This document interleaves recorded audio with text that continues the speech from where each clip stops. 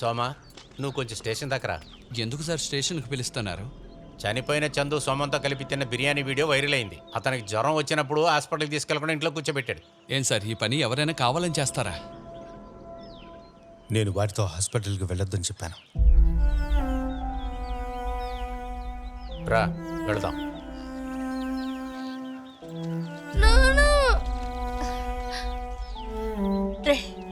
ఏం పని చేసి పెట్టేవరా నువ్వు? సార్, నా కొడుకు కావాలని చేసి ఉండడు సార్. నువ్వు రారా.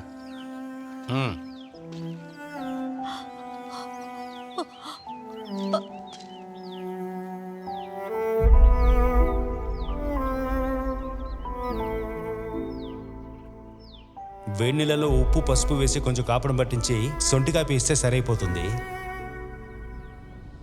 అన్నట్లు వీడి స్టాఫ్ మాత్రమే కాదు, నా సొంత తమ్ముళ్లాగా. నేను వీడికి మంచి విషయాలు మాత్రమే చెప్తాను.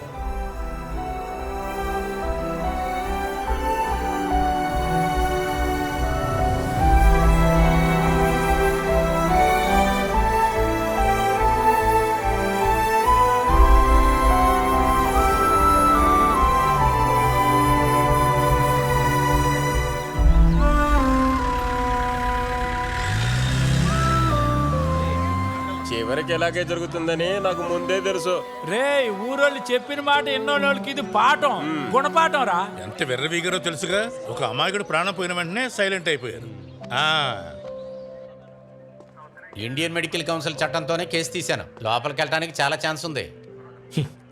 ఎవడో ఒకడు కంప్లైంట్ ఇచ్చాడన్న కారణంగా ఒకరిని ఎంతో సులువుగా లోపల ఇచ్చా సార్. అది ఎవరో ఇచ్చిన కంప్లైంట్ కాదు, చందుగాడి ఇంట్లోంచే ఇచ్చారు. ఆ వైరల్ అయిన వీడియో మీరు చూశారుగా. ఆ వైరల్ వీడియోలో చందు మాత్రమే కాదు, సోమ కూడా బాతు మాంసం తిన్నాడు. కామన్ సెన్స్ ఉన్న ప్రతి ఒక్కడికి తెలిసి కుట్ర వెనుక ఎవరు ఉన్నారు అన్నది.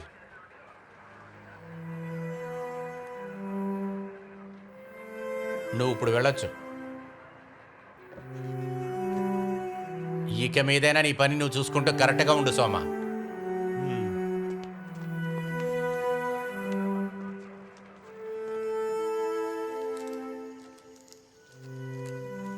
చాలు చాలు.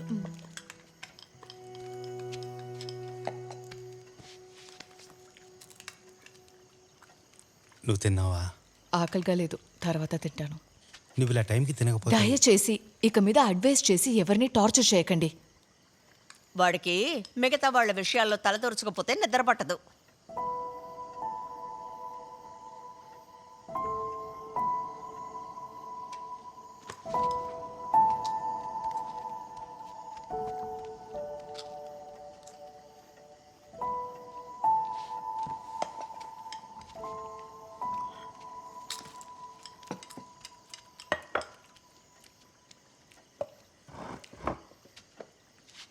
నువ్వేం బాధపడకో. వీడికి 1.5 సంవత్సరాలప్పుడు వీళ్ళ నాన్న విదేశాలు వెళ్ళారు. 8 సంవత్సరాల తర్వాత తిరిగి వచ్చినప్పుడు ఆయనకి హార్ట్లో ఏదో ప్రాబ్లం వచ్చింది. 5 సంవత్సరాలు ఏవేవో మందులు వాడారు. అందువల్ల కిడ్నీ కూడా ప్రాబ్లం వచ్చింది. 9 సంవత్సరాలప్పుడు నా బిడ్డ రోజు వెళ్తూ ఉండేది. వాడి స్కూల్కి కాదు, హాస్పిటల్కే వెళ్ళేవాడు. వాళ్ళ నాన్నతో గడపడానికి. వాడికి జరిగినట్టు ఇంకెవరికి జరగకూడదని వాడు అనుకుంటున్నాడు. అందువల్లే నా కొడుకెలా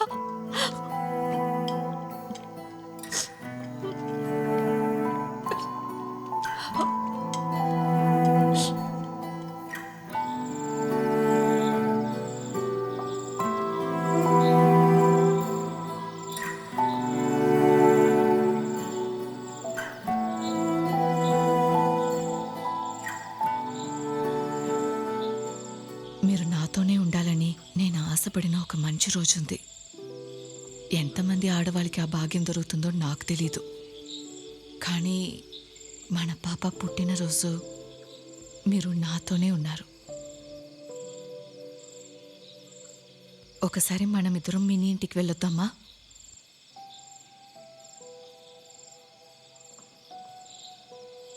రా, ఇప్పుడే వెళ్దాం.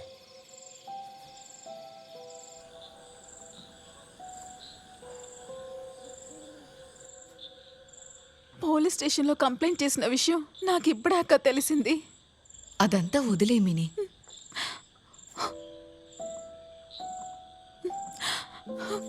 జ్వరం సడన్గా ఆయనకి ఎక్కువైపోయింది.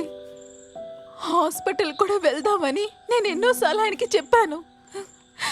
కానీ సొంటి కాఫీ తాగేసి తగ్గిపోయిద్దని చెప్పాడు.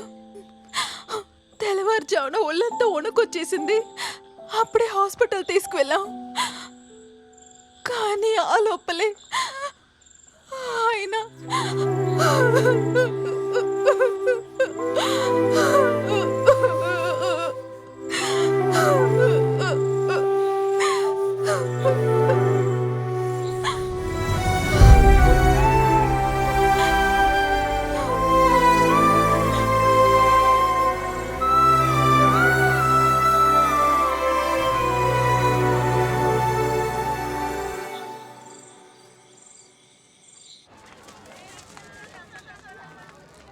Good morning ma'am. Happy birthday India. Thank you ma'am.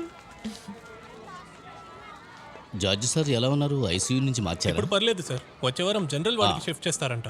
నేను ఇంకా వెళ్ళి ఆయన చూడలేదు. విజిటర్స్ని అలౌ చేస్తున్నారా? Allowed sir. Sir hi, happy birthday అమ్మా. Thank you sir. Happy birthday మా. Thank you ma'am. Happy birthday. Thank you sir. Sir sir sir అయ్యో, సార్ సార్. ఏమైంది సార్? ఏమైంది? ఏమైంది ఏమైంది సార్? సార్ ఏమైంది? సార్? అంబులెన్స్కి ఫోన్ చేశాను.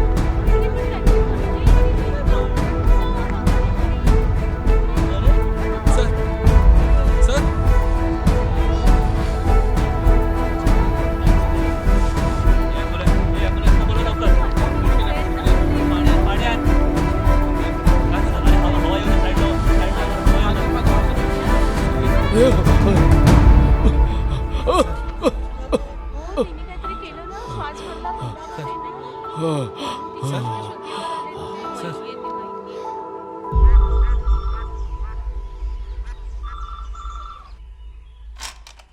హలో,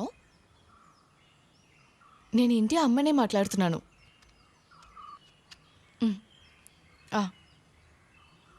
సరే, ఓకే, నేను చెప్తాను. ఆయన ఎక్కడ ఉన్నాడు అత్తయ్య? వాడు బయట ఉన్నాడు. ఏమైంది?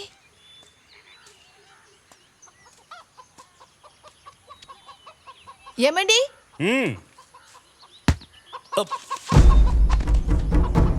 అత్తయ్య!